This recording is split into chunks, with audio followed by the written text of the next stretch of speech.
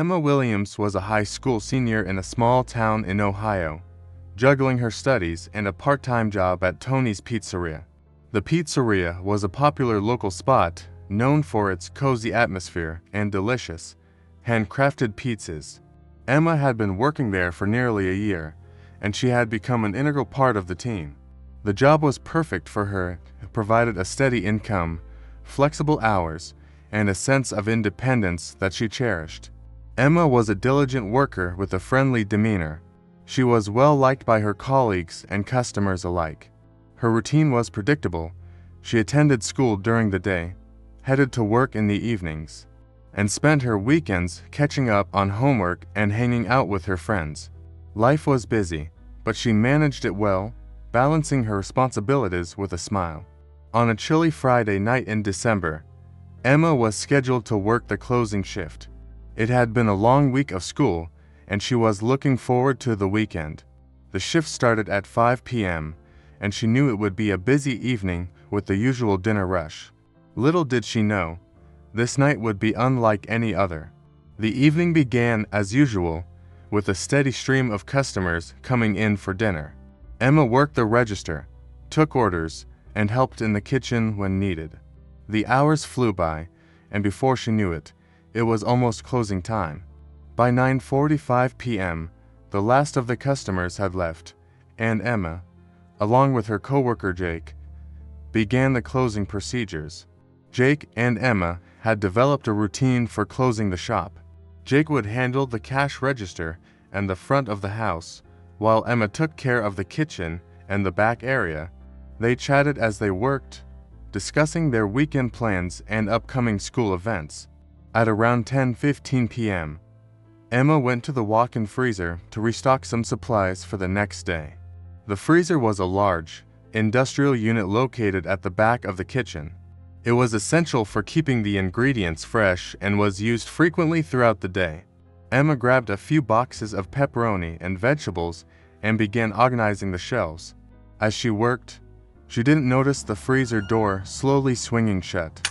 The heavy door was designed to close automatically to maintain the temperature, but it had a safety latch that was supposed to prevent it from locking someone inside. However, on this particular night, the latch malfunctioned. With a loud click, the door locked Emma inside. Realizing what had happened, Emma rushed to the door and tried to open it. The handle wouldn't budge. Panic set in as she banged on the door and shouted for Jake. Her voice echoed in the confined space, but there was no response. She pulled out her phone, hoping to call for help, but there was no signal inside the freezer. Emma's heart raced as she tried to stay calm. She knew Jake would be finishing up his tasks soon, and she hoped he would come looking for her. She wrapped her arms around herself, already feeling the chill seep into her bones. The temperature in the freezer was well below freezing, and she knew she couldn't stay in there for long without risking hypothermia. Inside the freezer, Emma's breath formed small clouds of mist. She stamped her feet and rubbed her hands together, trying to generate some warmth. She was dressed in a light uniform, not suitable for prolonged exposure to the cold. The tablecloth, as she had noticed earlier, were on the other side of the freezer, and she quickly made her way over to them. Wrapping herself in the thin fabric, she felt a slight reprieve from the biting cold, but it was far from enough. Minutes felt like hours as Emma waited, hoping Jake would realize she was missing. She thought about her family, who were probably relaxing at home, unaware of the ordeal she was going through. She thought about her friends and her plans for the future. She couldn't believe she was stuck in such a dire situation.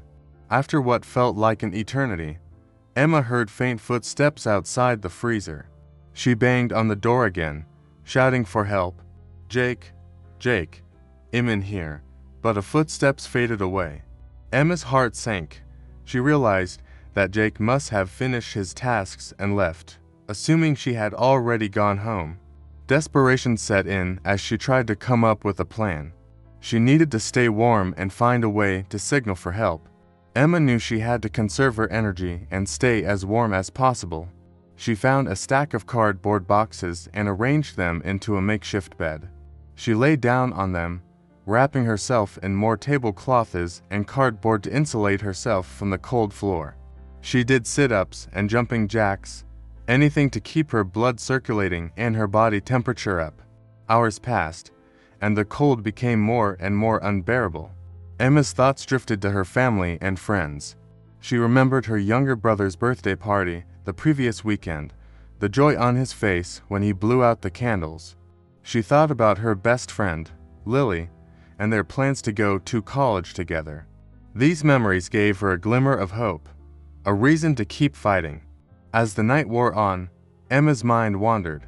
She thought about her future, her dreams of becoming a nurse, and the determination that had driven her to work so hard in school.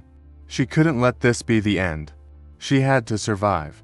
Emma's mind played tricks on her as she drifted in and out of consciousness. She thought she heard voices, footsteps, and even the sound of the freezer door opening. Each time, she forced herself awake, only to be met with silence and darkness. The cold was relentless, and her body was beginning to shut down.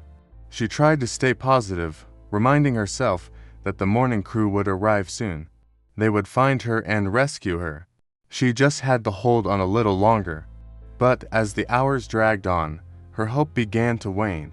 She was exhausted, shivering uncontrollably, and her mind was foggy from the cold. She curled into a ball, using every ounce of strength to keep her eyes open and stay awake. At 7 a.m., the morning crew arrived at Tony's Pizzeria. Mike, the manager, unlocked the front door and walked in, followed by a couple of early shift workers. The shop was quiet, and everything seemed normal at first glance. Mike began his usual routine, checking the kitchen and making sure everything was in order. As he approached the freezer, he noticed the door was closed. He frowned, realizing it should have been propped open overnight. He opened the door and was met with a sight he would never forget. Emma lay on the floor, barely conscious, wrapped in tablecloths and cardboard. Her lips were blue, and she was shivering violently. "Emma, oh my God," Mike shouted, rushing to her side. He called for the other workers to bring blankets and call 911. They wrapped Emma in warm blankets and tried to keep her awake as they waited for the paramedics. Emma's eyes fluttered open, and she managed a weak smile. "You're going to be okay, Emma," Mike said, holding her hand. "Help is on the way." Emma was rushed to the hospital, where she was treated for hypothermia. Her family arrived, their faces etched with worrying and relief. The doctors said she was incredibly lucky to have survived such prolonged exposure to the cold. During her recovery, Emma reflected on her experience. She realized how close she had come to losing everything: her dreams, her future, her life. It was a sobering thought, but it also filled her with a renewed sense of determination. The incident had a profound impact on Tony's Pizzeria. Mike implemented new safety protocols to ensure such an accident could never happen again. The malfunctioning latch was replaced, and additional safety measures were put in place to prevent anyone from being trapped in the freezer. Emma returned to work a few weeks later, greeted by hugs and well wishes from her colleagues. She was more cautious now, always double-checking the freezer door and making sure someone knew where she was. But she didn't let fear hold her back. Instead, she used her experience to motivate herself to work harder and appreciate every moment. The ordeal had changed Emma, but it hadn't broken her. She was stronger, more resilient, and more determined than ever to achieve her dreams. She continued working at Tony's Pizzeria, saving money for college and planning her future. And every time she walked past the freezer, she was reminded of how precious life was and how important it was to never take it for granted. Emma's story spread through the town, inspiring others with her courage and determination. She became a symbol of resilience, a reminder that even in the darkest of times, hope and strength could prevail. And as she stood at the counter of Tony's Pizzeria, taking orders and greeting customers with a smile, Emma knew that she had faced her fears and come out stronger on the other side. She was ready to take on whatever challenges life had in store, knowing that she had the strength to overcome them. Sophia Evans was an ordinary 14-year-old girl with an extraordinary love for swimming. She had always been fascinated by water, and the feeling of weightlessness it gave her was something she cherished. Her family had recently moved to the quiet town of Clearwater, where the main attraction was the Grand Community Center with its state-of-the-art swimming pool. The Evans family's new house was only a 10-minute walk from the community center, and Sophia couldn't have been more thrilled. The first thing she did upon settling into her new home was to sign up for a membership at the center. The pool was a sparkling blue oasis, always clean and inviting.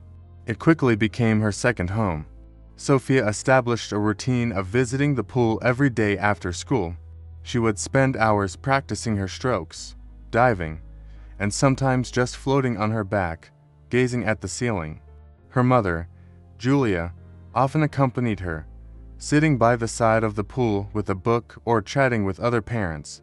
Life seemed perfect, and Sophia was happier than she had ever been. Her new school was welcoming, and she made friends easily, but the pool remained her favorite place. It was her sanctuary, a place where she could forget about everything else and just focus on the rhythm of her movements in the water. Every day was a new adventure, and every lap brought her a little closer to her dream of becoming a professional swimmer. One sunny afternoon, as Sophia was finishing her swim, she noticed a group of older teenagers gathered at the far end of the pool. They were members of the high school swim team, and their coach, Mr. Reynolds, was known for his strict training regimen. Sophia admired them from a distance, dreaming of the day when she might join their ranks. To her surprise, Mr. Reynolds approached her as she was toweling off. He had noticed her dedication and skill and invited her to join a special training session with the team. Sophia was ecstatic. This was a golden opportunity to improve her skills and to be recognized as a serious swimmer. The special training sessions were intense. Mr. Reynolds pushed the team hard, demanding nothing less than perfection. Sophia was determined to prove herself and worked tirelessly to keep up with the older swimmers. The rigorous training took its toll, but she never complained. She thrived on the challenge and the sense of accomplishment it brought. Her new friends on the team were supportive and encouraging. They admired her determination and often stayed behind after practice to help her with her technique. Sophia felt like she was finally part of something bigger, and she cherished every moment of it. One Friday evening, after an especially grueling practice, Sophia decided to stay behind for a few extra laps.